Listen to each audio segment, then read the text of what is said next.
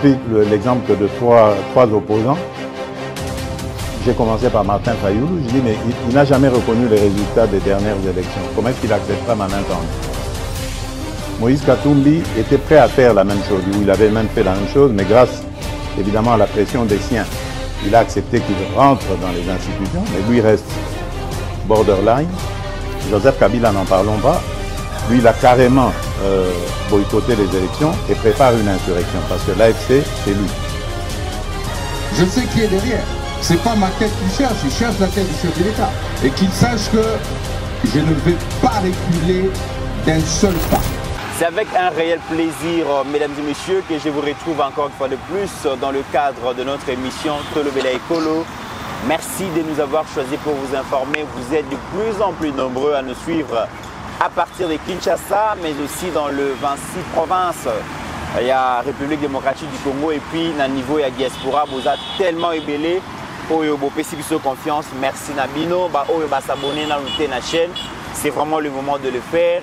Malam mon l'émission, mais c'est mieux encore ceux qui déjà ont s'abonner parce que pour s'abonner aux autres constituer, aux autres faire partir d'un réseau communicationnel, il y a Balobela Peuple Télévision. Et puis Zala a plaisir et à Kolobake à part abonnement dans même 5 personnes va s'abonner à la chaîne. C'est le plus grand soutien que vous pouvez nous apporter en ces moments. Je suis entre deux dames, Pascaline Kassongo, mon communicatrice et puis analyste politique. Il y a le Peuple Télévision, na Madame Pinks Diata Deluxe, Wazali Bongo présidente et association de jeunes pour l'avenir. Et le mona bangomi balé toko passo l'actualité les lots toko beta masolo kasi toko loban toko beta masolo nini sujet à liboso ezali accord ya Doha pardon négociation ekoleka na Doha entre le gouvernement congolais na mouvement terroriste M23 AFC bazo solo la nini to s'attendre na nini na likambo ma koleka kuna est-ce que tokoki vraiment ko espérer que finalement Togoter bongo les cris des armes, le crépitement des armes pour que Kimia Ezonga bongo na République démocratique du Congo surtout dans sa partie est Togobeta masolo na on a contour nyonso josenga bongo to solo la yango Togobeta pe les solo mesdames et messieurs dans le cadre de cette émission Togobeta masolo ya bandeko ya diaspora o ba ko keneko yinge la bongo na mouvement terroriste M23 ba ko lukanini.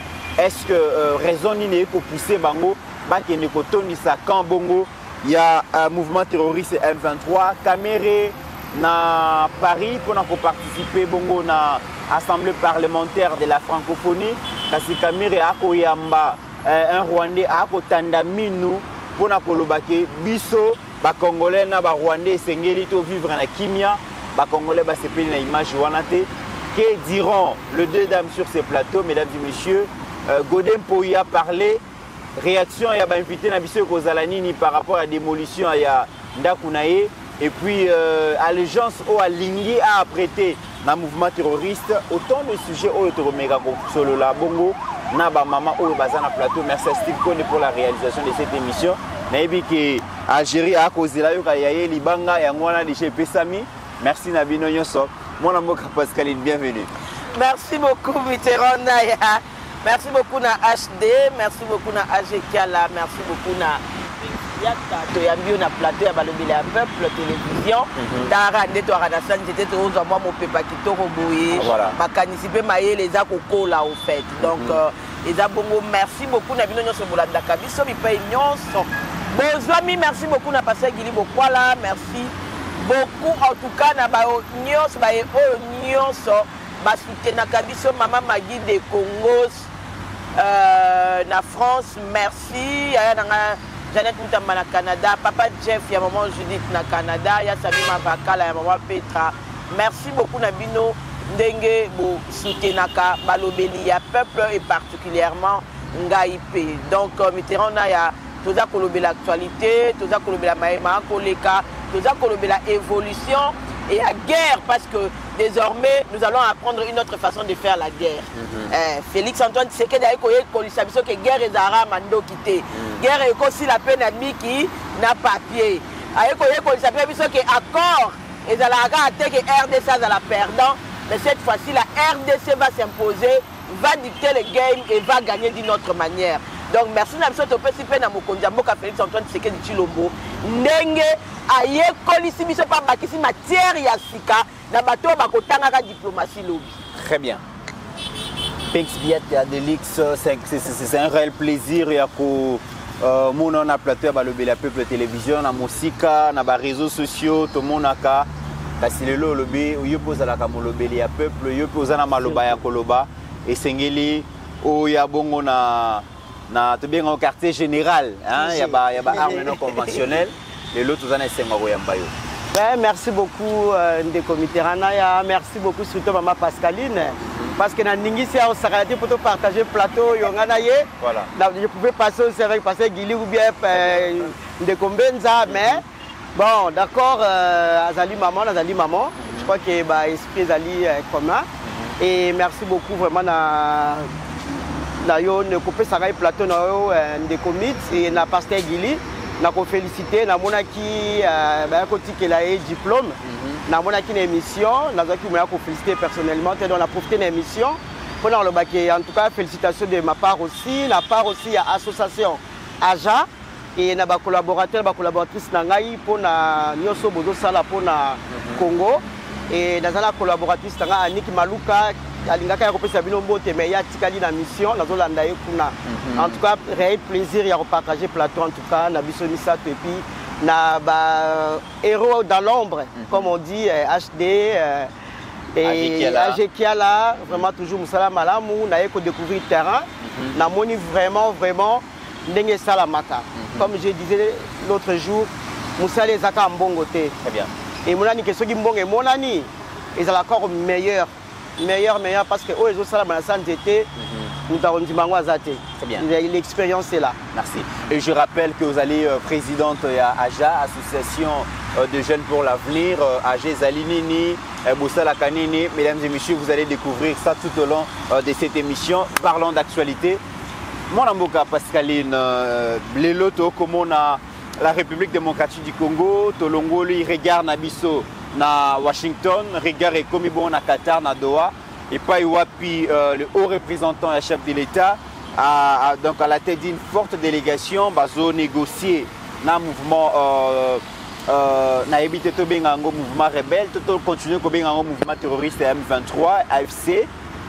Première question, finalement on a accepté de négocier avec les terroristes. Mitterrand on a corrigé les Kambu Moko Batou Oyo Bainaka République démocratique du Congo Balinga ba code ça na distraction. Balinga ba longola biso na essentiel oyo ezaki accord de paix, topé accord de principe. Oui. Ça veut dire accord de principe wana muto lingaki e engendrer makambu nyonso oyo lingaki ya renasima. Accord de principe ezalaki tablé sur l'intangibilité du territoire. Ça veut dire la souveraineté d'abord ya Maboka et l'intégrité du territoire. Ça veut dire que ndenge mondele, ton ndenge colonisateur toki ko benga bongo akataka bamoka na Afrique, moto azali sous na droit ya koya ko violer intégrité du territoire ya mboka ya moninga te. Batu ba yem sakame malama parce que l'île mais Soudan ba viola territoire ya mboka ya batute, ba kabona na kati ya Soudan. Ça c'est une grande différence. Que Rwanda ailleurs le baké mabele na ngeza na RDC na que un jour Soudan le baké toleki munene biso moko tondimi to kabwana. C'est différent. Soudan a violé le territoire ya RDC to ya ba voisin na habité ba voisin ya zakana bango. Soudan ba kabwana na 4. Alors accord de principe el gars ko le baké Rwanda yo tika ce qui na 3400 km² na ozala kanango tika pe RDC na 2 345 410 km² na yo. Et accord de principe de Esinyamaki, de Maman Thérèse Kayikwamba, la ministre des Affaires étrangères de Rwanda. Il n'y a jamais eu accord et mine. Accord et mine entre RDC et les États-Unis, ça n'existe pas jusqu'au Neto Babou. Nous solo li yangote. Mon comment la que batu babimisa ki biso na débat ozaki essentiel. Ouais, c'est ngela te expliquer na bana mboka que désormais Rwanda andimiki a viola lisusu intégrité du territoire ya RDCT. Désormais, Kagame kolobation na batinete ke botangisa bana kuna na Rwanda ke Goma, Bukavu ezara ya biso. C'est ce qui était important à expliquer aux gens. Mais le col va travailler qui n'a qu'à un laboratoire de communication, va dévier biso débat. Biso de ce token là, va tekimboka, oh va minérer. Nous parlons de minéraux qui n'ont pas encore même été étudiés. Il n'y a aucun accord de minéraux qui existe à ce jour. Les alliés souhaitent. Les alliés et là que tu costo sala. Toujours souhaité. Mais la monnaie, le cardinal Ambongo va mati pour que le baquet RDC et autres ça minéraux dans les États-Unis pour les États-Unis leur battre la mission. Est-ce que c'est tout cardinal Lelo qui a fait sa mission au Canada, mon RDC ça signé, qui a fait ses minéraux en Amérique. Et ça souhait. Comme peut-être encore se rétracter. Ouais. Comme peut-être encore le baquet, mission tu repasses la mission minéraux, tu vas prendre l'homme sous. Les alliés mécanistes. On dit Trump vient pour les minéraux. Comme peut être que tu reprends la minéraux, il prend RDC, c'est un type de minéraux. Et c'est que tu reprends Trump, diamant, uranium, cobalt, or, coltan, n'a ce qui est 3T. Et ça peut ton corps, ça peut EVA. Ton corps, ça peut être pétrole. C'est-à-dire, tant qu'il n'existe pas encore un accord, vous ne pouvez pas. Donc, tout le monde va communiquer. Et là, ça parce que dans la communication, là, on a la manie maintenant d'utiliser les prêtres, les pasteurs. Bon, on va se rabattre la souka. Au moins, c'est Kabila Bimaki Katumbi Abimi, il y a un souki, ça, il y a la communication en souka. Il n'y a pas d'accord. Encore qu'il faut que Kagame menace Félix Tshisekedi va coûter dans les États-Unis. Parce que tout le monde est présent, Fatia Kendara en Angola, Kagame a raté. Encore qu'il faut coûter. Et pour que va sceller accord de paix, pour le président Azapé Mokano il y a ratifié. Ça veut dire que il y a Souki Saramolongo Makamunyo sur Lubami. La Simana Yango, des présidents de la République.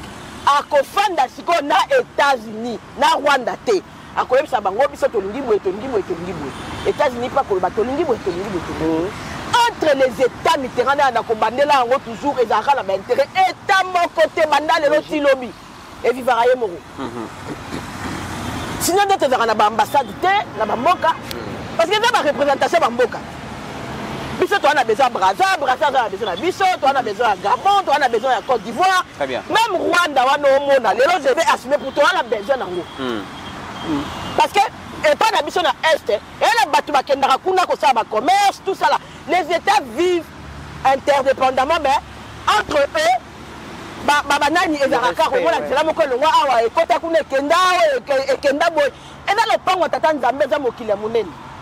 Donc, arrêtez de nous distraire jusqu'à ce jour et d'un accord mon côté sur les minéraux qui existent. Pour revenir à ta question,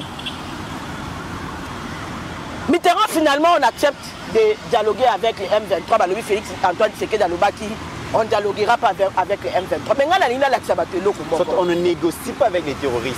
Parce que on a vu sur M23, AFC Baba terroriste. Jusque là, on ne négocie qu'avec les Rwandais. Preuve. La présence de Biruta à Doha. Comme observateur? Non. Bon, observateur américain peut baquer comme observateur. Le Rwanda n'est ni observateur ni négociateur. Avec belligérant. Comment il y a cause à la belligérant et négociateur? Ils ont raté. Négociateur, il faut un mouton, ni pour l'un, ni pour l'autre. Avec observer ni.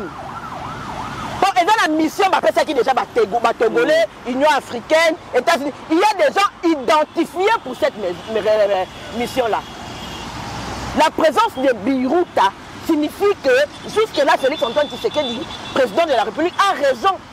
On ne négocie. Ça signifie que le M23, quand on est président de la République, est une coquille vide qui dépend du Rwanda. C'est comme ça que le Rwanda doit être là aux négociations. Et puis, terroriste, toujours négocier. Le président Benga Barombi est terroriste. On a une connotation rebelle et d'ara nationale. C'est le moi dans Mboka, à Tomboki, to Benga en rébellion. Bango photo zongi sa bango pe na molongo la bango ba terroriste. Ba ya ko occuper. Mitterrand naya. On demande au Rwanda de se retirer, de désengager ses militaires. Pourquoi les M23 a peur? C'est bango pe en armée là-bas. c'est ba ye kamela kalikola Rwanda te ba bangani batika Rwanda kende comme ça bango ba la tsamso makasi na bango ke bazaka pe na armée. C'est comme ça qu'ils ont pris nos enfants du sud et du nord Kivu. Batinda bango na mangabo soit disant ba ke formé bango disant ba côté la bana wana ba baluke la bango na terrain. Ils ont été forcés. Bon ba la makila ba congolais. Bon tina bona bitumba ba komi kuna ba kombo mabino. Parce que c'est des Congolais d'abord la makila. On va dire contraindre même ba la gabo pour le bibaya le baké armée à M23 yango derrière les ba congolais. Osomona. Donc nous sommes à Doha. Mitterrand ya ba belligérant ba lobby ba pesa bango ceux qui 8 ans ya ko diriger go Goma wana pendant 30 ans. Et là on nini bo 8 ans na otu na tilo le 8 ans ko pesa bino. Depuis 94 on traversé Salama. Ti lelo vous l'avez comme dans la deuxième semestre notre moment qui na 31e année. Oh ba généraux oh ba yakana afdel. Ba sengara ke ba affectera bango kaka na Goma. Ba colonel nyoso ba yakana CNDP. Ba sengara ba affectera bango kaka na Goma. Ba généraux nyoso ba limaka na RCD. Ba sengara ba affectera bango kaka na Goma. Siko Mitterrand na. Oh nyoso bo sengara ya Goma. Yango moni bulo sa benga bango po yebisa bango abi. Bo signer accord de principe. Accord de principe le baki mutako violer territoire à Muninga à Zate. Le col la bo signer qui accord de principe. Yango moni Mitterrand mundela l'équipe sur la maïle kaka to matato kita. Mundele a mutako sakana quand les gens disaient oh bas écoutez c'est que te kimboka bo même mina lo yenge Trump même no yenge Trump a za otala biso seka. Tales que babandi signer d'abord l'accord de principe. Je ne sais pas s'ils avaient compris qu'est-ce que ça signifiait accord de principe. Accord de principe est dans le quoi règlement d'ordre intérieur. Ça veut dire que dans les Kamboumoro Boyeme, tout ça là règlement d'ordre intérieur. On a l'attaché pas c'était on a l'attaché pas moulaïté, ba kena loyenge, ba signer accord de principe, ba linga ba ko diaboliser nango ba na mokili que toteki Congo. Siko Boulos a rappelé bango. Toyokanaki awa que souveraineté à mboka moko te et ko simbama. Et puis il préambule, il y a accord de paix. Préambule qui parle de la souveraineté et de l'intégrité du territoire. Ba Rwanda bazongi sima batali ke basi basinyaki. Au moni avantage ya ko signer accord batunyo so ba omona. Voilà. Accord on signera on biso to yebakate o batu ba monate et comment ça boye lobby ba pesa 40% ya renseignement pour batuni biso ba lobby mona ki yango wapi. Sans preuve. Voilà ba preuve. Wapi accord ango mutazala na ngote. Mais ce que moni avantage ya mutunyo sa otang accord, mutunyo sa moni accord, mutunyo sa yebe sika accord ezali. Vous avez signé un accord de principe. Vous avez le droit de réclamer à un iota na RDC. Très bien. Et puis, mythe. M23, et ça, le baba pèse à 8 ans à diriger Est. So, après 8 ans, ok, wapi. Après. Très bien. Je vous reviens toujours sur le même sujet. C'est ça la question. Lelo, tout le monde regarde la mission sur la tournée vers Doha. Aucun Congolais ne voudrait que la guerre perdure. Parce que Miso Toro Beta Masolo ya Bitumba, mais to vivre Bitumba. Tout ce que Ndekona Biso, Est, partie Est, et là, on y a souvent aussi un Moutuya, Natata Mokonze Zali que Bitumba ici là. Parce que pour la Bitumba ici là, le Mokonze a privilégié bongo dialogue, diplomatie. Parce que Mando qui va Congolais va kufa et surtout que Biso n'est au père de Bandeko Rwanda zo bundisa Biso na 4 mboka na Biso. Mais les lobos et bakutani bon na doa ba ko solola. Et sengeli kimia ekota. Mais toujours solola na bateau et basimbi mandoki. Avenir na bango les années. Est-ce que tu peux intégrer M23 na kati armée na biso? Est-ce que nanga et ses corollaires bakokota na ba institution après négociation? Avenir ya bandeko wana oyo basimbaki mandoki contre mboka na bango okomona ngondenge. Merci pour la parole. Que Batouana a un intérêt personnel. Moi, je ne peux pas croire qu'un Congolais a négocié alors qu'elle est appuyée par des étrangers. Moi, je vois ça, même dans Ndaku. Ce sont des parents qui sont déjà irresponsables à la base. Parce que les Ndaku, oza lelo na kati ya ndako na yo mutu moko azali konégocie libala ya mwana na yo ovandi yo na ndako ozotala alobi na lisa libala wana tielanga bakiselanga boye groupe bakisela ngai boye atie na facture moko exagéré mais entre temps yo parents ozoprotéger mwana na yo te mpo mwana kende na kubanga na malamu nde tolobaka ekotiaka kindoki na bafamille mais comment est-ce que yo congolais toke pas nanga tout le monde sait ayaki na intérêt personnel tous ces gens là bana ba intérêt personnel et il y a rien du tout ko négocier na bango mpo na ngai bazali kozaba ordre oyo ezouta pa ya Kagame. Il faut pas cacher le mot parce que là on a que le président azalaki président pendant 18 ans lolo oyo biso to finga kaye tolobaka na ye kasali musala malamu te et ce sont de mêmes personnes bakomi ko appuyer lisusu pona ba redonner confiance parce qu'appuyer bango na ba dossier la bango personnel zali ba deal basali bango na kati ya kuku parce que baza bata kuku basali yango batie d'abord dictature na kati ya parti bango bazui c'est la dictature exactement ndenge Kabila salaki na Kinshasa na ba province yo surtout ya Congo yango tozomona na une partie wana ya zui tozomona la même chose. Si vous dites que vous êtes un leader d'opinion, vous êtes un leader et un mboka, vous êtes un postulat qui même. Mais comme au niveau où combattant qui comme quoi travailler qui mal mouté, il y a comme si comme continent bango. Ils n'ont rien à donner au Congo. Parce que on peut sur le Congo. Ceux qui va côté ils vont pas s'appeler au Congo côté. Ils allaient ba preuve tout le monde on a échappé belle. Na makambo belle aujourd'hui à la Congo. Moi je regrette pas na que Moutiboya Keya rejoindre. Ils allaient sélection. Sélection des Congolais de mauvaise qualité, nous on reste c'est de bonne qualité.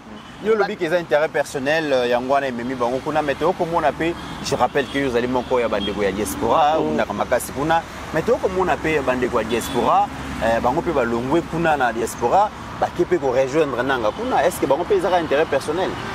Oui. Tous les manipulations. Non, Bazali manipulé. Baza peut-être mal informé. Ils se sont trompés ou comment? Non, ce sont des inutiles de la République. Ils n'ont rien à donner, je répète. La majorité de Bunda la bango na combat. Pour moi, combat s'il te combat, ils ont continué. Tous le pouvoir. Pour te Bunda Kabila Kenya, les Kabila Kenya. Est-ce que combat s'il? Pourquoi nous on est toujours là, on est en train de combattre? Pourquoi tout ça, Mathéo, que combat wana et banda qui me le profiter à qui pouvoir. Oh, il y a qui sens à combat, à combat des bandits. Parce que Kabila la charaboété et Babato, Rwanda, Tikaraboété. Ce qui venait là, il faut le savoir. Venait c'est quoi? C'est autrement le gouvernement. Atiki Bamboumane na Kati. Combat est allé maintenant interne. Donc, oh, il y a sens à combat à la région de Nangate. Il y a un intérêt personnel, je confirme, parce que je rejoindre Bango et majorité. Ce qui est dommage. Vous allez battre un postulat qui n'a pas de députation. Même si candidat présidentiel, il a dirigé Mboka Ndengenino. Moi, comment est-ce que dit qu'il y a une sélection? Il fallait qu'il y ait comparé à tout le Congolais. Moi, je ne regrette pas. Et puis, la rébellion à ménopause. La force rebelle, fiche, poubelle. Comme poubelle. La rébellion, la rébellion. Non. Bazali neti bato bavandaka école lingue bandabwa ko s'inscrit na classe. Baza ba papier. Bavandaka na neti Rex. Mission ya kesala kuna na kati ya nini ya rébellion kuna. Munduku ni ya kosim. Je rappelle quand même que na lutte il y a eu de PES, diaspora est prétendant forte na lutte wana. Diaspora et Bundisa vraiment Joseph Kabila na ndenge ya kosakanate et batu balobaka pouvoir et alelo ils allaient pouvoir il y a diaspora aussi parce que c'est la consécration il y a Bitumba au Bobunda mais comme on a quelques-uns parmi vous va rejoindre rébellion c'est vraiment une déception pour vous. Oui, ça va déception ma cas civil de commit parce que bato ba tokanti ba on est ba grand combattant. Tout ça parce que bazaki la facilité peut-être devant la caméra. Pas pour autant que Bunda vraiment vrai. Il y a beaucoup de combattants qui Bunda koleka bazana l'ombre basali musala makasi koleka ba caméra le quoi babiso boy to sita bango te bango le bazi occasion parce que ba mona naka de ba profiter na occasion ba yebaka bango ba yebanaka ke o kuna bokecho bundaka Rex bundaka mutu ba bundaka bazu ba bimisi image ba utiliser yango comme ça va tout minene mais en vrai non basé l'autre côté juste la réflexion la bango et quitter ce niveau na bango ba cause à le ba esclave ya Kabila te aussi on to perdre na ba oya biso ba matungulu ba tebe to perdre ba aussi o to telemaka to tia ba biso so ba banderole to tambwa na ndia ya se mbula ya hiver na moi bosi ba le même personne wana pe ba kesu loko kubisa muto abomaka bandeko na bango ba ko sa ba congolais ni na kati wana. Et je rappelle que pendant plusieurs années, ceux qui sont là-bas, il y a eu fuite sur le cerveau, il y a eu beaucoup de Congolais, Babima Libanda Yaboka, il y avait les diverses raisons où il y a que Congolais Babima Libanda, mais mingi il y a qui Kabila qui à la base il y a Makambouana, souffrance et les cas qui pauvreté, chômage, conditions, les qui malamté, exilés, puis qui belé, et les lobes voir ces gens aller rejoindre Bourreau na bango ya lobby, quand même ils ont une explication. Bon, baza batu moko baza to bandenge nini. Ba ne loko mo côté à part ce qu'il faisait. À part nan peut-être que ça la marche. Baza qui na cahier de charge T, on va dire en fait. Moi personnellement d'ailleurs ko bunda combat na nga na cahier de charge na nga na yo ça ni na Congo. Pour que l'être du pouvoir, que vous payez beaucoup. Nous avons créé une association, nous avons créé une entreprise, nous avons créé une entreprise. À part Bitumbaka, il y a le temps, tout le monde n'avait rien à donner. Mais tout le monde non. À part Wana, je répète, ils ont ri à part Wana, côté. Derrière le combat, ils n'avaient pas réfléchi comment. Déjà que Bongi Samboka. Très bien. Mais ils ne savaient pas quoi faire. Après ça. Très bien. Moi, Moka Pascal, je reviens à vous. Aujourd'hui, Tozana Doha, peu importe ce que vous pouvez dire, mais la réalité est qu'il faudra trouver un accord de paix. Au-dessus de l'Amérique s'intéresse à la minerai stratégique au Bisoto-Sanango. Et nous aussi, nous avons le cahier des charges, il y a pour présenter. Mais Trump voudrait bien que les investisseurs américains viennent investir dans un pays où il n'y aura plus crépitement de balles. Bazo assainir, bazo planifier dans le terrain, bazo bongisa terrain. Et avant de signer un accord, il y a minéré lobby et c'est d'abord Kimia Ezala. Ça veut dire que mission la République démocratique du Congo, Oyotozo Linga, tout ça la dit les États-Unis, États-Unis nous avons l'obligation de rechercher la paix. Et rechercher la paix aujourd'hui, c'est trouver des voies et moyens pour faire taire les armes. Et surtout, Makamboé Kolekana Est et Sila. Tokutane Kuna. Banani baza na position de force, banani baza na position de faiblesse. Parce que vouloir ou pas, ils ont quand même négociation. Mitterrand na guerre au bande bandaki na version Félix Antoine Tshisekedi Tshilombo, RDC a toujours na position de force. Dans le bien version Fachi, RDC a toujours la position de force. Et ça, la version Moussouzou. Version Fachi, la ligne vraiment. Oui, parce que version Kabila version Kabila Zali, M23 version Kabila Zali. Oh, Kabila Zali, qui a moment bangono se basila. Ça disait Bazonga na Uganda bakenda ofanda. Ça disait Laurent Kunda ça la prison na Rwanda. Là ba on sait que Laurent Kunda balingi bazongi Sahel sur la tête du M23. Mima Mode.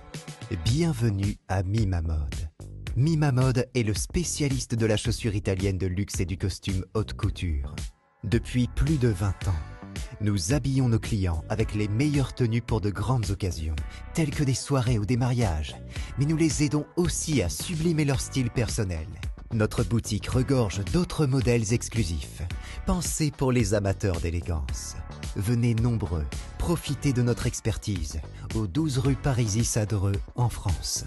Et rendez-vous sur notre site www.mimamode.com. Avec Mima Mode, l'élégance au masculin, c'est pour vous. Dans le version Félix Antoine Tshisekedi, et la version Bayaka Awande Bama Sali 14 mois Félix Tshisekedi Abinazan et l'eau en peut s'abinoter. C'est Borozonga, Bozonga. Félix Tshisekedi Abandon le banon le loté, Abandi Kolobano depuis le début. Nous étions à Kinshasa, on nous a même logé dans des villas 14 mois, oui. Parce qu'il fallait qu'il y ait une revendication. Parce que nous pensions que le M23 était un mouvement congolais, un mouvement rebelle congolais. Tant qu'on va étudier, on va comprendre qu'il y a quintessence, on va comprendre que les alliés coquilles vides. Par rapport à ma revendication, on va yaki nango, ba yaki kaka, ba réévaluer et puis ba reconduire ma revendication na bango, ya ndenge ba utara CNDP. Ça veut dire que makambo bazolo bana doa, ba pesa bango est République démocratique du Congo. Félix Tshisekedi alobité, ngala yaki apona pesa province moko na mutute. La RDC restera indivisible. Na ko ko memba mokumba ya kokabola Congo la mutu na ngai te. Ce qui Félix Tshisekedi avec flexible. Mais déjà, tant que vous avez bayaka awa, alingaka pesa bango loko bango balingaka mais lelo kuto yokata sangwa guerre. Mais lelo kuto boyokata te ke Goma Bukavu bunaga na meto yokate. Kana 14 mois na bango ndenge pe to yeba kité. Balinga ba mise la paix, to tika la paix ko yeba te, tom super to tika la ko yokaka sima ke bayaka. Ce qui vraiment fatal na besoin de mboko miti. Kaka ndenge bayaka wana. Oh, mais Basila Nakala, bon, on a vu le Goma, au fond d'Akuna, Yoswa Boye. Bon, l'essentiel, c'est un mandat. Après, c'est tout. Félix Tshisekedi a commencé à dire non depuis le premier jour. Il y a un Malobara versatile, pour Félix Tshisekedi est resté dans sa position du non. 7 ans après, il est dans la même position. C'est comme ça que j'ai dit que version Félix Tshisekedi est dans la position de force. Parce que depuis 14 mois, qui est là dans Doha, bangoka andem tu ba cité. Mais il y a ce mon abi bo bundana mutu. Yo le bio gagné, ozi Goma, ozi Bukavu, mo zo ka kimiate. Oh, zo ka kimiate. Mama quand ça va Goma et la sujet chantage. Eh, Félix Tshisekedi attend qu'il y ait combien de morts pour qu'ils viennent négocier. Bino boya qui guerre pour beaucoup na Kinshasa to boya qui ko la guerre pour besoin de négociation. Babunda rapona on pouvoir, babunda rapona on la négociation. Ça a changé. Si on a commis, babunda commis ka te yo bondela ngana, on sait que il y a quelque chose qui cloche. Nanga na discours na ye, bisi mon discours na ezaka, nous sommes prêts à négocier. Oh. Mais vous battez-vous pour prendre le pouvoir? Est-ce que vous vous battez pour prendre le pouvoir ou vous vous battez pour négocier? C'est comme ça que j'ai dit, au moins cette fois-ci, la RDC est en position de force. Ouais. Parce que l'ennemi a un bon de la qui est négocié. Malgré que Azana Goma, Azana Bukavu, Azana Mini Yarubaya, Azana ceux qui n'ont ni Kuna, pas minéré, ne se voyait Kuna, ni ceux qui n'y mouenga, ni ceux qui n'ont dans le fait que M23 a osé la négociation, ça prouve que. Il est faible. Il est faible. Il est faible. En tout et pour tout. Parce qu'en temps normal, ndenge ba Rwanda ba yaka na Afdel Mitterrand na héros ndezaka songa mbele to okende ka liboso songa mbele ba ko kasuko songa mbele te na Goma ngwesika ba fande comme ba omolo kala mingi te boko yoka ke dialogue komi entre M23 na Rwanda parce que bananga et consort il faut battre na Rwanda siko biso to okende wapi Pas tout la biso. Pas biso batele biso bango ba yate.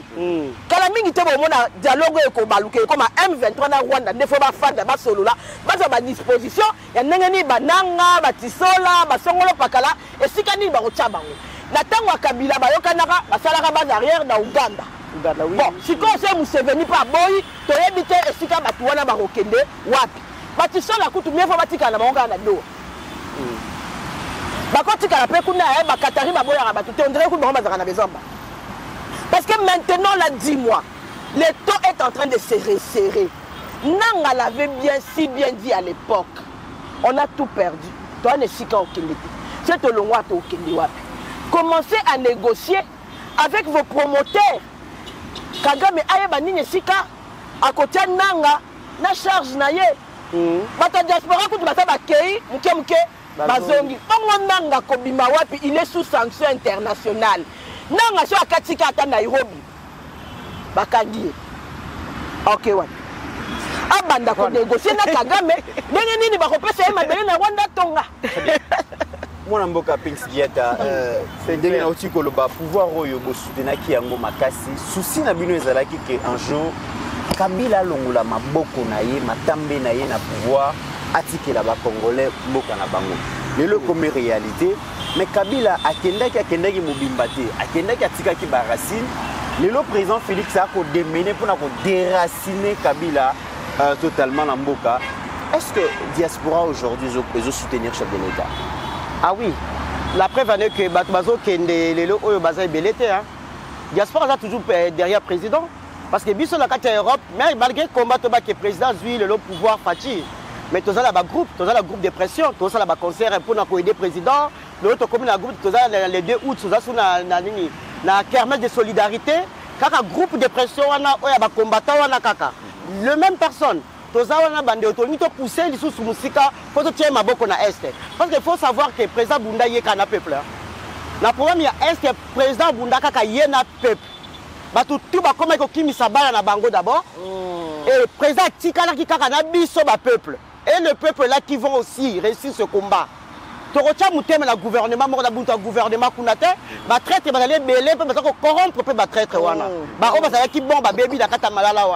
aujourd'hui, au jour d'aujourd'hui, c'est nous le peuple qui ont le pouvoir. Si même négocier avec Nanga, Babi Ketoli, entre nous les Congolais, j'aimerais bien être là. Il y a pas de choses. Et ça, quand on négocier, on a des idées aussi.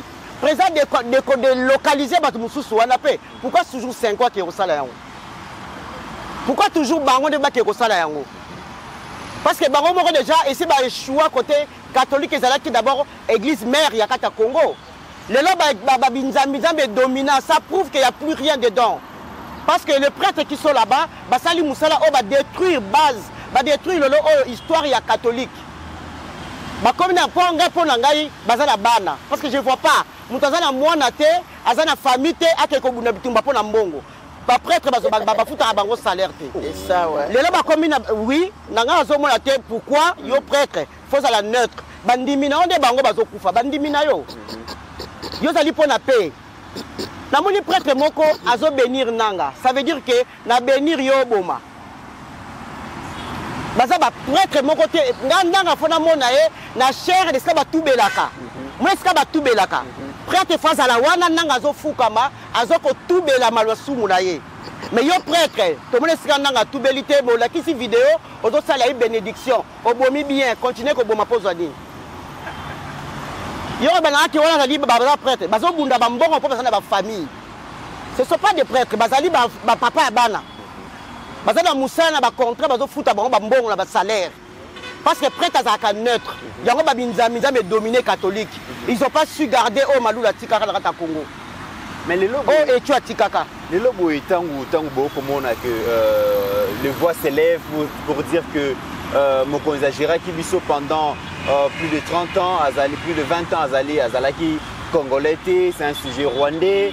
Et avec tout ce qu'il a laissé comme conséquence la gestion, comme on a quand même certains leaders politiques, même religieux, ils ont continué à exprimer loyauté, fidélité na bango na Joseph Kabila et ça la rabino ndenge ça clair bazui maele o bango to bana batato batanga bataki fa ba université bateki en échange ya mbongo bateka dignité en échange de quelque chose ba bazo bata on sait pas que bayebité bayebi mais tellement bazo ngo bateka maele wana bateka conscience na bango bateka na mbongo baza redevable na Kabila. Baza obligé de s'attacher, baza obligé de continuer la lutte. Il y a diabolisation. Ça continue jusqu'à aujourd'hui. Qu'est-ce que vous croyez que Nanga négocier la bataille en Europe? La carte na carte bata PPRD, bata parti boye, bangonde karamutu bata libanda, baza ko sala mission ya ko recruter. Et ça batu oya libaya ya nanga te, nanga za la parti politique ni. Baza convaincre à biso bata parti politique. Oh bah ça là déjà parti politique la poto kuna bata association baso côté la kaka biso baso proposer car la même chose ndenge basomba bango basomba biso pe la même chose et des bêtes ont suivi biso ba patriote to ndima yango te bango baza ba vrai patriote te. Très bien. Mon Mboka Pascaline, nous allons suivre ce qui va se passer à Doha. Il semblerait que d'ici le 27 il faut qu'une solution définitive soit trouvée. Mais à l'interne, tout le monde a communiqué. FCC à Kabila, ensemble à Katumbi, Delis et Sanga en vol naïe, et Franck Diongo va signer communiqué un dialogue sincère. C'est vrai que Balobi, le gouvernement a négocié na Kagame na Doha, a négocié na M23 a négocié na Kagame na Washington, a négocié na M23 na Doha. Qui mieux que côté ceux qui négociation ou super salamité entre les politiciens pour résoudre le problème du Congo. Sincérité, on a des fois sincère envers Félix Antoine Tshisekedi, to Fatine des fois dans la sincère envers Bango. Balobi ka dialogue sincère, on a des naïvetés. Balobi ka dialogue dans la sincère. Parce que Mitterrand, quand on parle de la sincérité, opposant à il faut être sincère. Aujourd'hui, M. Kabila, Hippolyte Kanambe, ceux qui prennent des combos a démontré qu'il est rebelle terroriste. Tous ces gens-là qui ont signé, c'est qu'il y a l'allégeance dans M. Kabila. Pendant 5 ans, il y a mandat à Fati. Ça lié qui na Kabila, marché pour na Kabila, vas-y, maman la Kabila, tout ça là. Ce qu'on a tout la sincérité. Il faut où tu n'as pas Fati, Fati a cosa qui bango nini. Toute sincérité, il faut où tu n'as pas na bango envers Félix Antoine Tshisekedi. Apparemment, on a confiance à président Félix Balobi apparemment à respecter l'engagement, à respecter l'accord. Alors, on a tout sincérité, ça na makambo accord nini oyo Félix Antoine Tshisekedi a respecté FCC cash babia panza yango a respecté yango Mitterrand. Oyebi na mboko to ana mani to ana expertise ya ko tordre information. Yango la sengaka na bato basala na communication mboka oyo notamment la ministre Mouyaya. Il faut pas sélectionner un bateau qui est contre la désinformation. FCC cache Koufandengeni, soyons sincères. Est-ce que Fatim Moutabanda comme FCC cache? Donc, bien que Félix Antoine Tshisekedi, président de la République, institution, Afanda, allez, Batouban comme manquer respect pour que soi-disant un pouvoir, mon côté, Kabila n'a pas pouvoir. Est-ce qu'eux pouvaient faire ça à Kabila? Kabila Fandi Bouebolobi, yom tu as le pouvoir.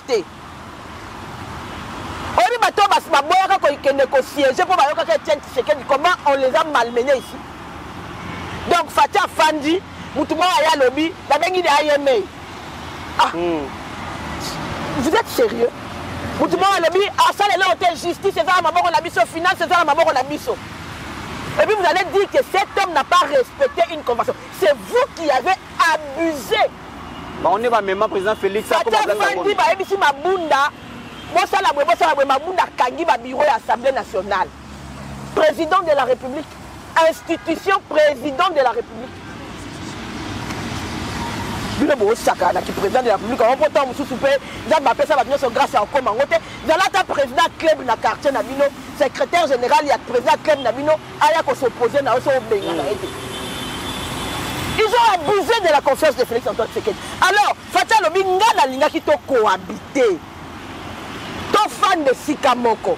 Le quoi Bino Bouti Kobima, peut-être expertise na Bino Ekoki pour aider Biso. Mais Bino le quoi Bolingi Bola qui sa Biso, que toi malien l'été. Parce que ce sont les mêmes, hein. Parce que non, fout à battre pas que Félix c'est un pantin. Il ne fera rien. Livreur de pizza, c'est un fils à papa. Il n'est pas intelligent. Qu'est-ce qu'il a fait dans la vie? C'est les mêmes. Ah, Fatih humblement dit ok. Le quoi tu es au fan de Sikamoto, tout ça. Tokabwana. Oh, attends les balles, c'est au fan de Sikamoto, Tokabwana. Basu tournure, Balobi a respecté que l'homme mon côté m'ta panzi FCC cash. Bisoto Sanzola Kabila, na asimango le biso IDPS. On m'a dit par na biso ya ko respecter encore. Bisoto Sanzola Kabila, to betela Kabila maboko.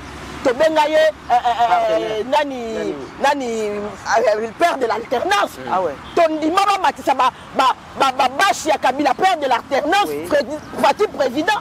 Est-ce que Natango Kabila ba kokai comme matisa bashi Etienne Tshisekedi ba comme père de la démocratie? Bisoto Sanzoli. To doit à Rwanda. Qu'est-ce que Félix Antoine Tshisekedi n'a pas fait? Félix a Sanzola Kagame a mené à Atina Stade. Il a respecté sa part de responsabilité. Mais tout ce qu'eux ils ont fait, c'est vouloir l'humilier. Alors, tant que vous avez que Moutouana Zamoukié, mythe, il humiliera moi à mobilité. Il humiliera pas mon condité, pas qu'on l'a qui sera qui me condamne. On m'a dit soda, à mettre à ma sasse na sonne. Parce que à Kokate, le quoi il y a pété ou humilié. à réagir. Très bien. À réagir, mais les lobes comme Félix Tshisekedi, nous t'a respecté ceux qui m'a accordé, ceux qui peuvent dénigrer. Accord ni Félix Tshisekedi le signal qui n'a à respecter Kate. Motuna nanga yangoyo. Tangu ba opposant ba ko senga dialogue. Biso to yebi que les problèmes majeurs au toza nango na Congo, ezo zangisa biso pongi ezali insécurité ezali na est. Parce qu'à part insécurité, to komo na fachi a ko tonga ba bâtiment administratif. Ako réhabiliter ba université, ako tonga banzela, ako tonga ba hôpitaux, ako sala oyo biso to lingia sala. En réalité, au-delà il y a problème, il y a bitumba na est, biso ba congolais to komona kitoza suna ba problème majorité. Mais bango ba ko senga dialogue pour na ko résoudre nini. Pour ce za makamba ko résoudre makambo ya bitumba, déjà accord à Doha na ya Washington et ko sukisa makambo nyonso oyo ezo déranger biso. Ba lingi ba fanda po c'est ça à ministère à justice. Fayoulou à ceux qui premier ministre. Ceux qui nani, ceux qui. Un article on dit que Nanga a donné à Ramazan Shadari 250 millions de dollars en 2018. Mbongo ya Seni pour financer la campagne électorale. Et ça parmi les États-Unis, et ça que les États-Unis ont sanctionné Nanga pour corruption. On va buer ça dans beaucoup meeting. Tu as 17 millions, 30 millions. Je parle de 250 millions. Ça veut dire que Ramadan Shadar. Et puis Nanga Lobi a payé 250 millions pour la campagne Alia. Ça veut dire que Shadar il n'est pas dans la mythe. Ton côté pouvoir, ton bima, bana, ça va côté pouvoir, bima, la pauvreté. Bana mbongo. Pour ça, on a 1 million. Ça dépassera 100 $ par jour. Il semblerait qu'on vivra 29 ans. Si on a 250 millions pour la campagne, sans compter la ministre intérieur, tant que ce qui n'a. Et là, on va la sincérité pour la banque Zali. Félix, il y a vu de la présidence. Pesa Pédiso, on a comme président de l'Assemblée nationale, on a comme Abouinabou. Si on a quoi la monnaie que na Doha Kuna, Bakoki Koyokana. Donc, l'intégration est à la cas par cas. Tu me suis même à la pouvoir. Donc, Bisso, tu m'appelles à ma solo, tu peux perdre. Il va commencer à Félix, pression, pour que se retourner. Tu vas se retourner dans le pouvoir à Félix. Même à mon société. Et dans ce cas, c'est sans la tête. Et dans ce cas, c'est par la tête. Et Bisso. Très bien. La réserve de la République. Si tu fais côte à nous, dans mon cas, Félix, c'est qu'il y a une classe politique. Très bien. Petit biata, opposant à un dialogue. Dialogue, il y a pour résoudre le problème. Pour ceux qui ont un bitumba, accord à Washington, à Doha, et pour ceux qui sont déjà bitumba.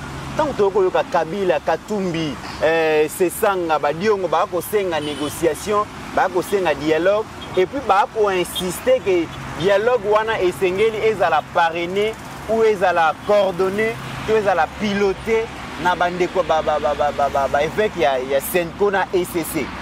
Un dialogue pour résoudre le problème. Maman Pascaline, merci pour en tout cas la grande communicatrice. Maman Pascaline, la prêtresse. Merci. Donc, à fond, on a rebondir dans le pays. Ok. On a comme un monde là qui a fait la diplomatie de luxe. Ok. Mindu quitté le côté luxe na luxe. Quoi nini, on est baissé dans vertige. Diplomatie, qui a mindu qui ne baebi. Yango va surprendre bango na système mususu et ça la bango vertige. Na comprendre la politique à partir de Fatia. Na kasaka na yebaka. Mais na yebaka bango skonde da yebi ke na yebaka te na yebi ne siko. Il suffit que tu aies la réaction, il y a 5 ans. Si vous allez pour, vous avez déjà. Vous allez contre, vous avez la réponse. Et là, on fait ça, il y a quand même l'amour. Bon, comme vous avez la réaction, il y a 5 ans.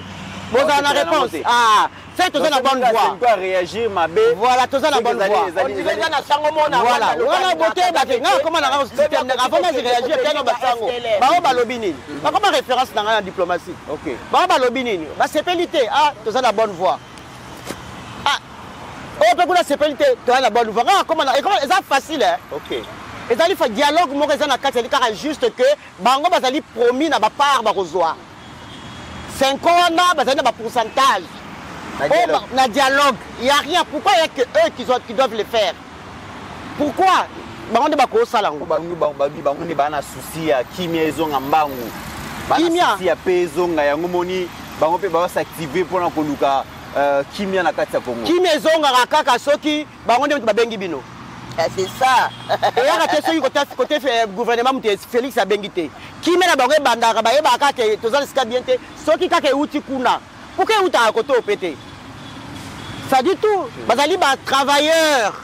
Ya bango ba futa ka bango salaire. Et comment est-ce que ton to fa na bango? Et pourquoi d'abord to ke région de bango na nini na dialogue? Ton di ba bango dialogue ba ko na Kinshasa. Voilà. Bango baya ko sala dialogue na Kinshasa. Toko kende kaka to kende ko bango ba mikondi la biso te. Baya awa, ba imposer dialogue ezala na Kinshasa. Tout le monde a barré ceux qui barrent ma banga à la bâche au bazar. Non mais de ma politicien congolais mingi tant bassin à dialogue. Apparemment ils ont un rapport d'intérêt à peuple té. Ils ont intérêt na bangumoko, ça veut dire ils ont positionnement par rapport à pouvoir, ils ont positionnement par rapport à intérêt na bango. Et on est barré au sein à dialogue.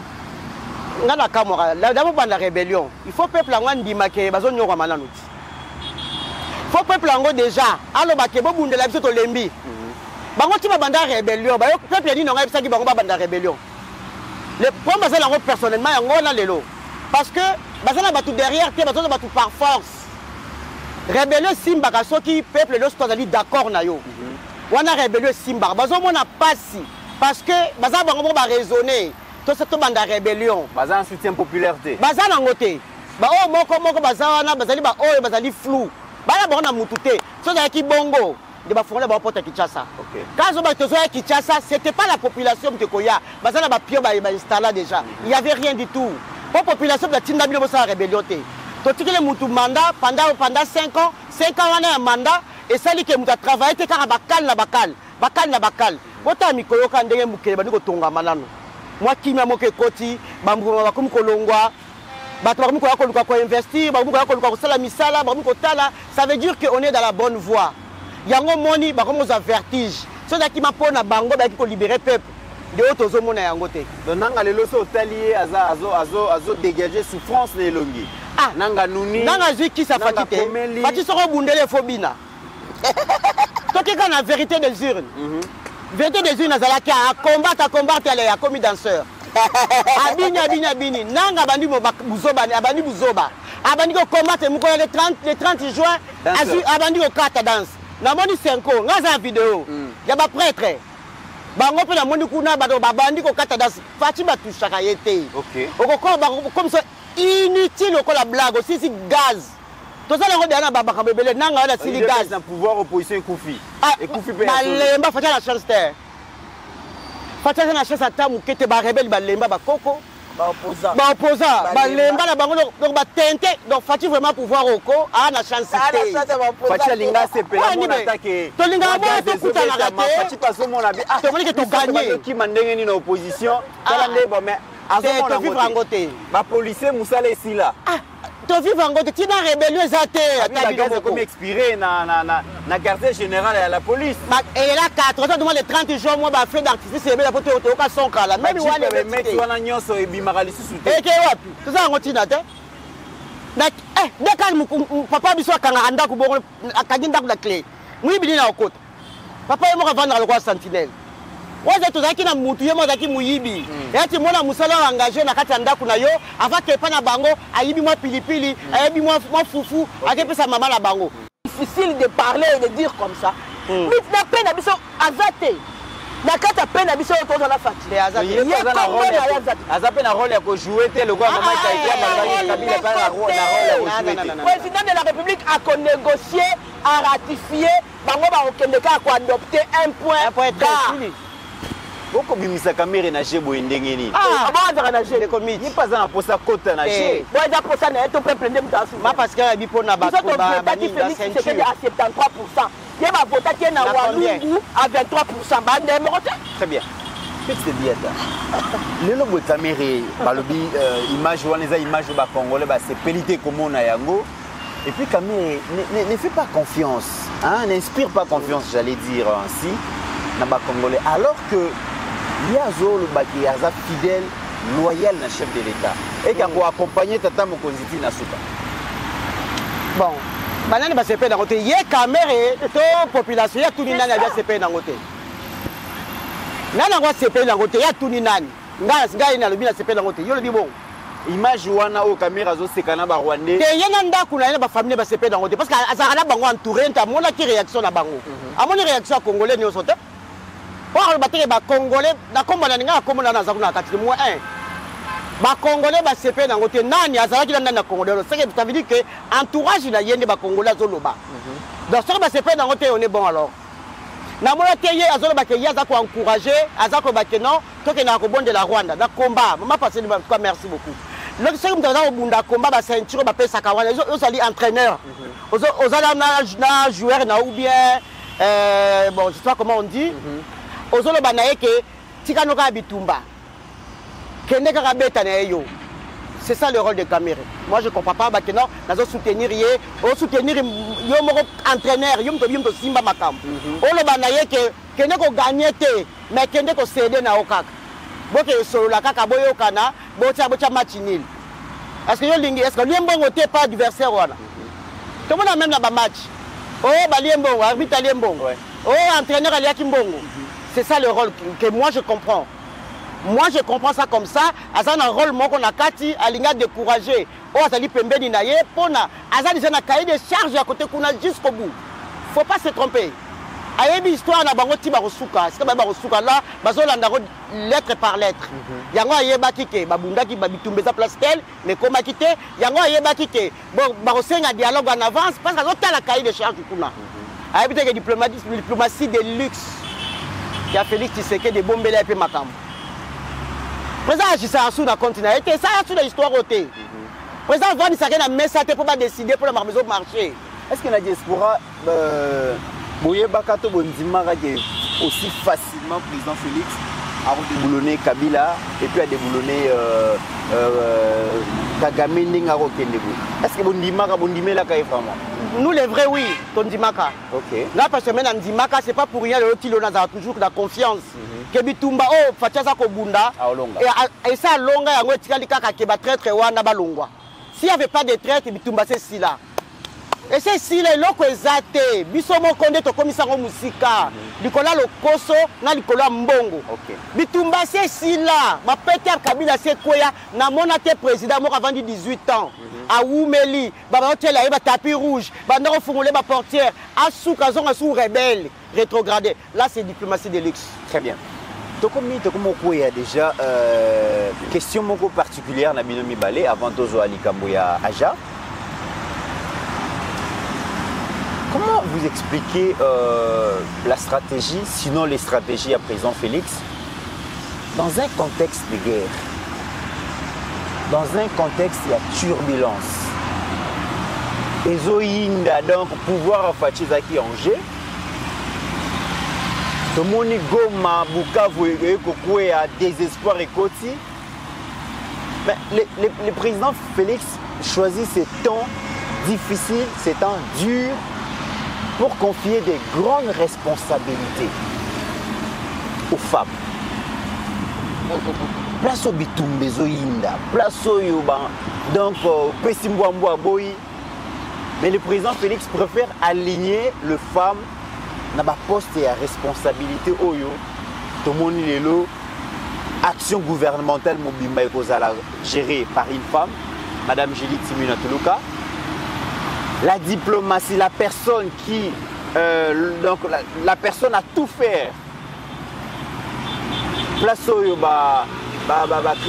Christophe Lutundu la Bazalaki, place au Shoki Tundu Baleka, mais la place à moment de turbulence, à jouer en moi si terrestre à Ikwamba, ou peut-être qu'il une expérience, tu es été abîmé de nulle part, ou à commis. En tant que femme, pour vivre un moment où on est. On dirait Facha et Barake. Bon, ça m'a amené à pouvoir né aux Abbas. Parce que dès son avènement, la masculinité positive, ceux qui n'ont pas préféré, moi, si je succédé, Facha, on dira Santara que force n'est aux maman. Mais le meilleur soldat de Félix Antoine Tshisekedi n'a pouvoir né aux Abbas.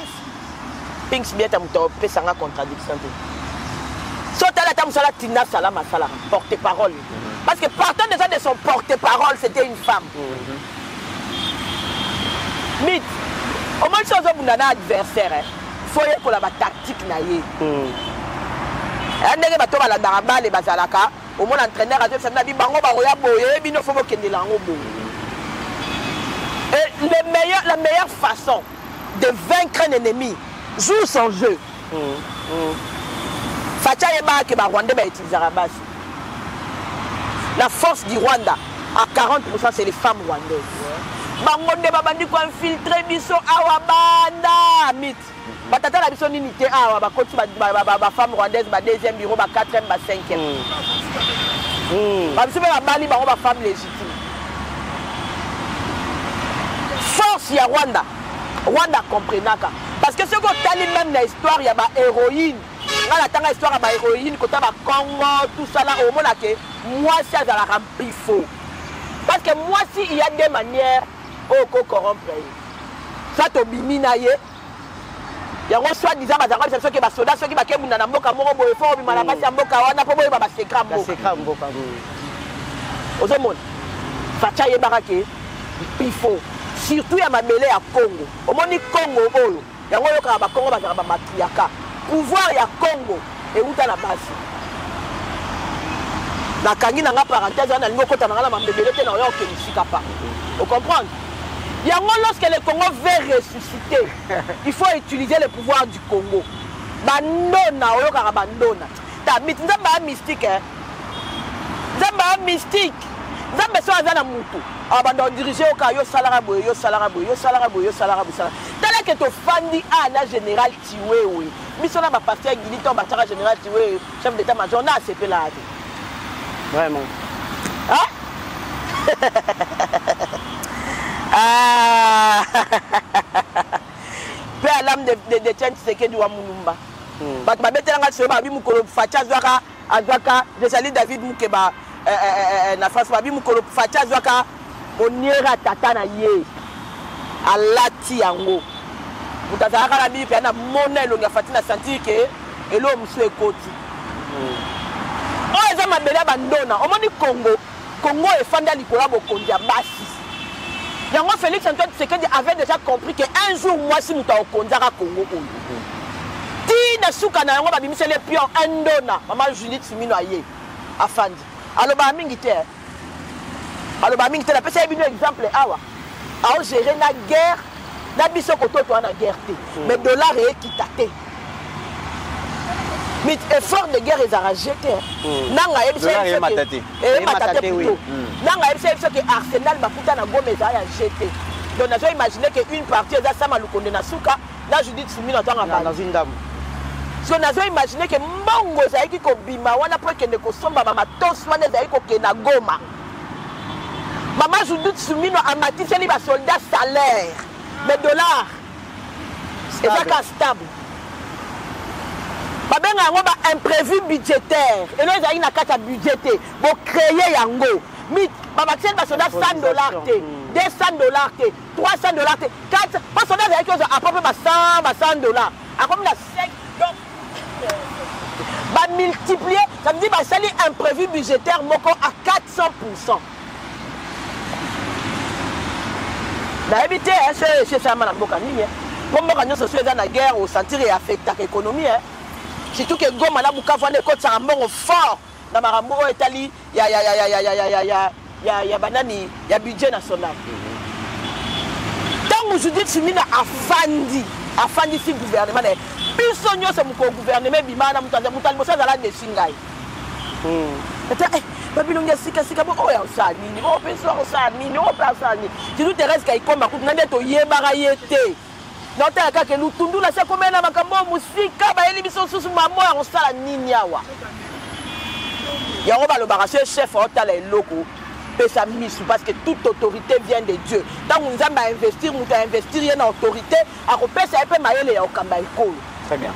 Le lot terrestre kai kwamba en tout cas mutu oyo abotoni sentir ya pacificateur tokobe teleka maboko pour pacificateur a oumela ki na ceinture wana WW nyoso ya bunda ka ye mutabimaka champion mama Thérèse Kaikomba ye une fois à botoni ceinture 30 ans après Walungweleli Walungweleli ceinture le ngone na maboko ya pacificateur et que na maboko ya pacificatrice toi ne loko oloba te rien à dire biso to soutena faki toi ba soda moi si même ta botoli ceinture ngo c'est très grave ça la ma bemit toi la nguya ça la ma bema kaka mama pinks oui babi ba mamande ba pesi fachi pouvoir ba pesi fachi bokonzi koto yo Thérèse Kaikwamba koto yo chef nae Julie Siminwa match est bien et Kagame va comprendre je bana basi ba ko jouer té yango ko mi kolela lela match est bien parce que la différence avec oh maman parce que na lobby que ba Rwandais ba tizara basi pour ba qu'il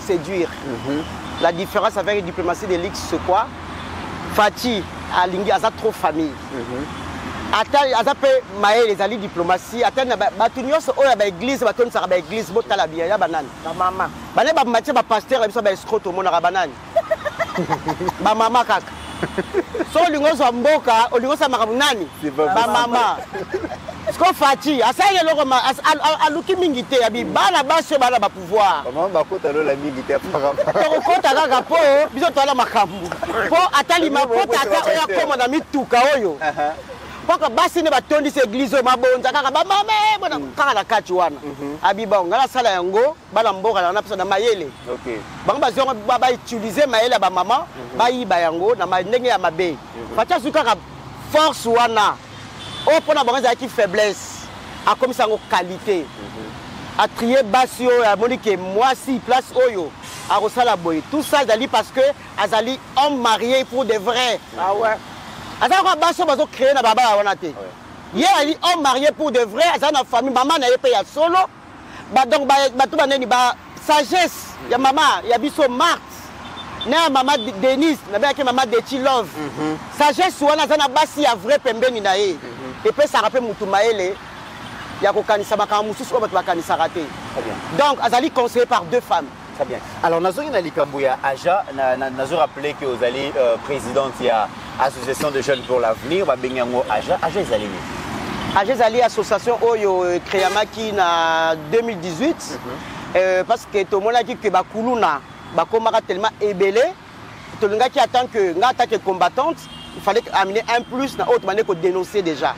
Les gens qui ont option ébélé, normalement ils ont une capacité vue na la poto déjà. Na expérience tanga ya ona tangi na poto na encadrement en tant que manager na poto ya ba jeune pourquoi pas na mema yango awa d'abord na Kinshasa parce que to zima ile to mema yango na bana biso ya jeunesse awa na Kinshasa pourquoi pas na Congo mobimba pour na lutter contre kuluna na ba oyo ba jeune mère pe délinquance tout ensemble voilà yango dans qui idée na banaki d'abord. L'idée bandaka d'abord les mamans Denise à Salaka, équipe de basket, équipe de foot je crois, à Tindara Bango à l'extérieur. Côté sport na banda yango bongo. Mais pourquoi pas? Nathalie, tout ça 24 communes na ba cordon ngai, to tambolaka na yaka vacances mo to tambolaka 24 communes. Tout ça na ba terrain basket, bala basi, baza intéressé na kobeta basket. Baza ko telenga to zo ki to kenda ko musika to zo ka ba passion na bango balingaka. To kanisi bana nyoso à 24 communes. To sali une équipe d'abord ya ba femme. Oyo bande ko s'entraîner. Bazaki na passion to zi entraîneur oyo. Azaya makasi azaki d'abord entraîneur à Vita. Andima qui a rendu ce service wana gratuitement attaqué par naye. Ya aide ya Congo. D'accord mais ko entraîner équipe wana. Ainsi de suite et boti deuxième équipe. Et boti troisième équipe, là on a quatrième équipe qui n'a pas cadet à 9 ans. But c'est quoi? Tout le monde en Europe, les Arabes sont en classe, baké sport, baké boyé et du moi quand on est à Libanda. Il y a un sport qui occupé bango d'abord balingi et lokoana. Pourquoi pas qu'on encadre bango lelo, na passion na bango au balingi pour barokimate. Dès que tu crées qui équipe de basket wana, tu commets la première division lelo. Là-bas, il faut perso aide à moutouté, mais te bête à ma porte, malheureusement, tu bakanga misu, bakunda ba dossier. Bakanga misu, bakunda ba dossier et les lots na période de vacances. Est-ce que Aja a préparé activité quand même pour occuper les jeunes pendant la période de vacances? Oui, bien sûr. Quand vous avez déjà tout déjà ma cambo point à l'air, dans l'école, va traîner les bandes à moi tant que bazon à Kanda. Ça veut dire que les vacances, va aller totalement les bandes. Parce que du matin au soir, bah la classe cité. Et du coup, il y a une présence dans les qui pour un problème il y a vacances, pour na kokangisa bana wala tout ça na ba atelier. Au bana bazo sala, je crois moi ba relancer ango tout ça batterie à customisation, il y a ba pneu, comment recycler la matière, n'importe quoi quand on dégage à l'antilla. Toke musikate, toke kana na écologie, o etanga mboka na biso. Nature, voilà, tout ça na ngo déjà belé. Na on ponga travailler ka na société oyo ezali et luttaka contre pollution, contre l'environnement, dans déjà le domaine wana. Donc yango na zwaki idée na vacances o bana bazali occupé actuellement na zoloba awa, baza déjà na baza de formation. Tout ça na peinture, tout ça na pâtisserie, tout ça na couture, tout ça na customisation ya ba objet auto négligeaka na société.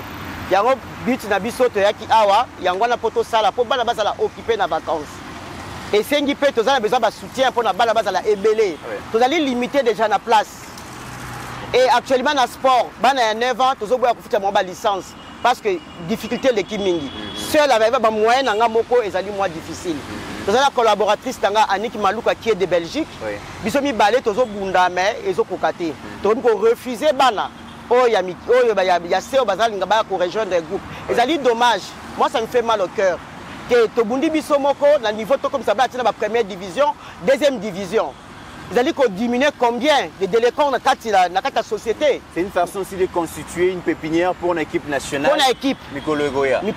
Parce que non, aux États-Unis, mais personne ne le sait. La image de Korosa aux États-Unis, il y a 3 joueurs qui sont dans Lupopo. Dans Lubumbashi. On peut être pour la mais dans le sport, il y a basket, il y a le foot. Retour égalité. Si on a reçu vraiment le gouvernement, il y a des gens qui travaillent comme bon monde Arabie Saoudite. Nazali Asbel ONG, nous avons encadré Bana. Tu as vu Orphelinat qui est bien aussi. Total Orphelinat, total aussi personnes âgées et tout. Mais Bana yanda kunde baza kuluna. Ça il faut le savoir. Bana yanda kunde baronde bakuluna. Donc bangonde voilà. L'idée m'est venue par rapport à ça. Mais on a qu'un cadre wana. Jeunesse d'Angaï et qu'on appelle à Koubeba. Il y a touché Bana Yanda. Il y a des parents qui nous donnent des enfants. Tu as ça la peinture, à apprendre métier. À ça la boîte, tu prépares un peu pour un traité d'embauche. Et là, tu le crois intérim, Bana Batozela Bango Bamisa, tu glisseras Bango Pena Misala. Pour la base, toujours occupé. Tu as besoin de soutien à Bino. So moni numéro ngala numéro T numéro Zali Awa. Ils ont leurs parents. Naïbi qui va parler, mais il va vous intéresser dans la routine de la Binobana. Mais il y a aussi d'autres bienfaiteurs. Peut-être pour soutenir Bino. Est-ce que l'adresse est Zali? Est-ce que le numéro de téléphone? Numéro de téléphone est Zali. On a repris par le Bélia Peuple. Très bien. Zali toujours la confiance totale. Et Baron le Bélia Rabiso Peuple. On a Zali Peuple. Très bien. Baron le Bélia Biso. On a contacté Biso.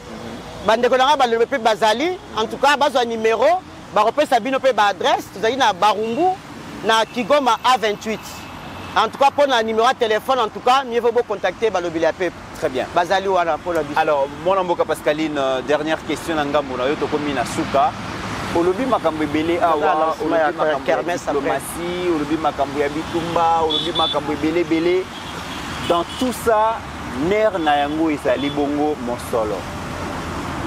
Mosolo, olobi ma victoire diplomatique, olobi makambo ya armée ba double ba salaire. Mais il y a des gens qui sont dans l'ombre, ba ko sala musala makasi. Mais bazala ka effacé. La régie financière est au Munda Makasi pour lembisa maboka tata mokonzité ko tia toujours misolo na maboko na pour réaliser politique na ye, à réaliser ma promesse na ye, na cadre ya financement ba projet na ye. Direction générale des impôts, vous allez gérer le lot par monsieur le pasteur Barnabé Mwakali Mwamba. C'est un homme qui se bat aussi.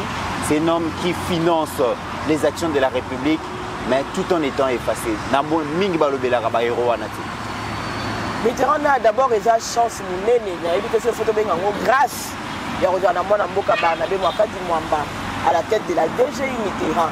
Parce que la régie financière, les lois ont constitué un pourcentage de budget de Mitterrand. Dans nous, mythe olala ka la muka babandela rébellion moko ezanga mituna makulu la raison de coup mwana mboka pinks biata ole bozwa ba mbongo boke bebisa na rébellion boya osala ba association pour aider les Congolais. Si vous voulez vraiment aider les Congolais, est-ce qu'il faut que ça la rébellion pour la rébellion boko boma ba Congolais pour permettre aux militaires de violer, abus et pour ça là-bas. Pour ça là-bas, association, ça ne veut pas dire que l'État a des fautes à ton Makambounyoso. Nanga, on a ton hôtel Castello, on a ton école. C'est une façon de continuer l'éducation, Yabana. On a ton centre sportif, on a ton l'équipe parce que mythe, rébellion c'est un bon. On a dit que l'on va forcer banque à Bukavu Boeti, et comme il y a bon on doit ouvrir les banques. Dans mon qui souffre, ceux qui cachouva, ceux qui n'ont pas qui me font la banque, il ne faut pas étouffer la population. Même si on veut libérer la population. Bon, lié ça, bon, ça, bon, c'est là, bon, on y a ça. On dit, si comme on y va dans Boka, le cas, on a bien moi, Kadi, parce que Beki, le Boko est chef de l'État. Et si tu as le Fatia qu'on a la paix pour qui avec que l'obligation mobilisation des recettes, DGI, alors il y a 80% de recettes. Parce qu'il y a un homme honnête à la tête de la DGI. Parce qu'il y a un homme qui met l'homme congolais au centre de la communauté à la DGI. Parce qu'aujourd'hui, toutes les recettes sont convergées vers l'intérêt de la nation d'abord, au lieu que un chrétien, un monsieur honnête et correct. Bon, pour ça, on a sincérité. Fatih, on a un homme sincère. Un homme sincère, il dit, ça ne tourne pas autour de moi, ça tourne autour de la République, la vision des chefs de l'État, le peuple congolais et le Congo d'abord. Il n'y a pas que des Congolais de mauvaise qualité. Hein. Maman a fandi avec ses maigres moyens, à ce candidat, à la tsabana basket, à la tsabana, comment recycler les matières. Yo, aussi, ma million de l'objet, tenga, on a piako, parce que c'est la rébellion.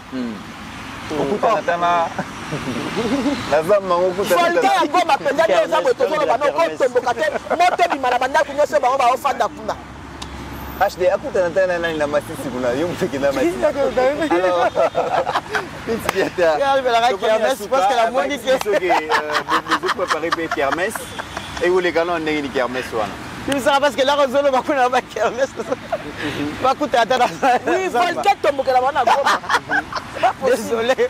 Ah, sengo parce qu'on est en famille. OK. Donc linga ina suki ça la message moko oyo ezoya pona juste batuna biso ya biso bate ya France, ya Belgique donc diaspora et que tous allez na kermesse de solidarité pona est toujours oyo tolbi que groupe de pression ya Paris et sangani pona kermesse le 2 août na terrain ya Bobigny et ko banda bongo na 11h.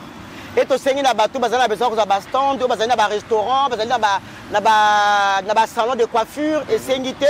En tout cas, zali raconte mo que quand ça ba congolais belé na ba étranger belé, on a ko passer ba message na bino pe ko sala ba publicité, il y a ba activité na bino. En tout cas, mes buts ezali pour la rentrée scolaire 2025-2026. En tout cas, on a moi stylo na yo, on a moi crayon, on a moi feutre. Oui, na moi cahier et que sunga na biso ya est. Toti que la mukonza boka musala ye mo côté.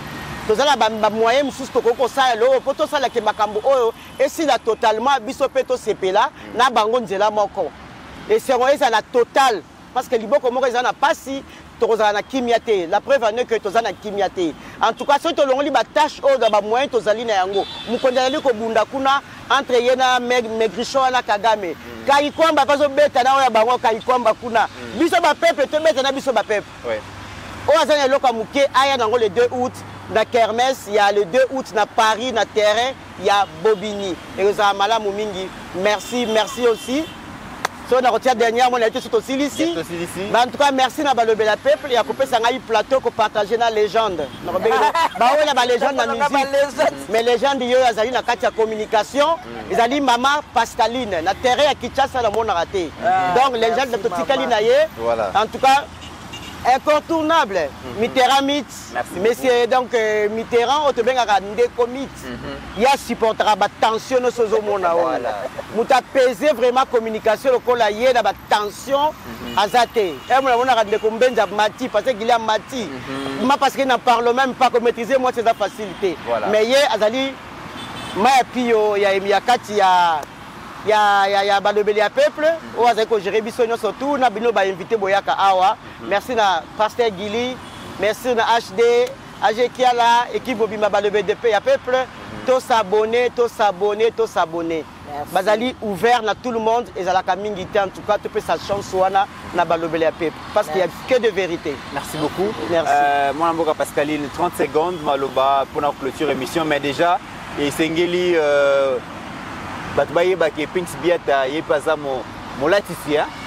Oui, Azara molobélité, mais après Molatisia. Yazara molonga maman Magui de Congo. Voilà, donc so lingola t'as vraiment. Il a déjà collé à maman Magui de Congo, sinon Balobi, Nicolas Norbeta Barob, papa donc. Oui, il a déjà joking mon chef pour son latin H data là. Aïe, bah que ça zone ouais. Pinks Biata Yaki, ba connaît Yaki. Voilà, donc so lingola t'as vraiment là t'as hôtel les mané ba kino balobaka.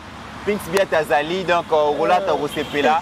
Vous allez discuter. Merci. Merci beaucoup Mitterrand. Sinon, merci beaucoup Nayo Mitterrand. Nami toyebi et dans les lots photo ça va congolais mingi. To linga mboka. Il faut to linga mboka. En réalité, nous n'avons rien envie aux autres. Seulement ba déroutara biso na olaxa biso que to mérité te kozala peut-être na mboka o. Aimons le Congo. C'est ce qui est le plus important. Très bien.